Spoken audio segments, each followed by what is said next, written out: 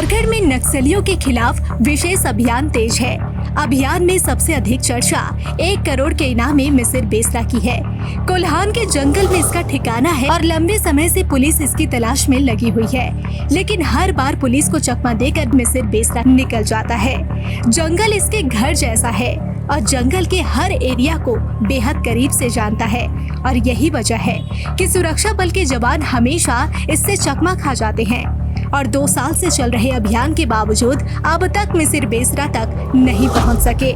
ऐसे में अब सवाल है कि आखिर मिसिर बेसरा के पीछे अब 15,000 जवानों को क्यों लगा दिया गया? यह कितना घातक है और यह कौन नक्सली है जो आज तक पुलिस से पकड़ाया ही नहीं? तो चलिए आपको सबसे पहले यह बताते हैं कि मिसिर बेसरा आखिर कौन है। हाल के दिनों में माओवादी पुलिस ब्यूरो सदस्य 1 करोड़ के इनामी मिसिर बेसरा की चर्चा जोरों से झारखंड के हर लोगों के बीच है। हम आपको बताते हैं कि कौन है यह मिसिर बेसरा और कैसे जवानों के खून का प्यासा हो गया।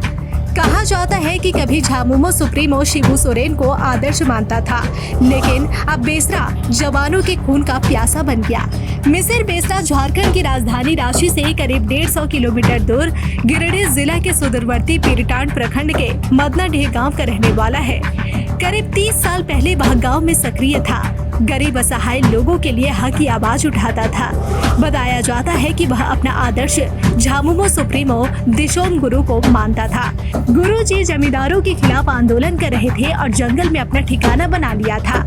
तब मिसिर बेसरा का झुकाव गुरु जी की ओर हुआ, लेकिन बाद में उसकी मुलाकात माओवादियों से हुई और फिर वह हिंसा के रास्ते पर चल पड़ा। माओवादी में उसका कद और बढ़ा और ERB का सचिव भी बना।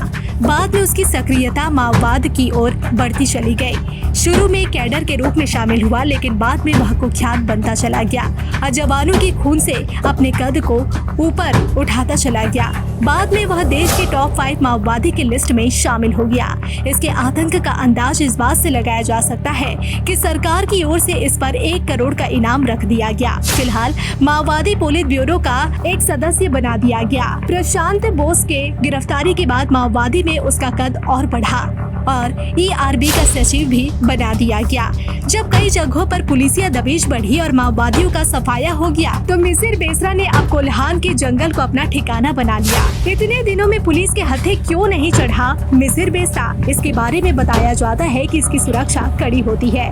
3 सुरक्षा घेरे में पुलिस ब्यूरो सदस्य रहता है। पहला सुरक्षा घेरा मिसिर बेसरा के साथ साए के जैसा साथ रहता है। यह काफी तेजी से घातक हमला कर देता है। इसके अलावा जंगल के बारे में पूरी जानकारी इस दस्ते के पास रहती है।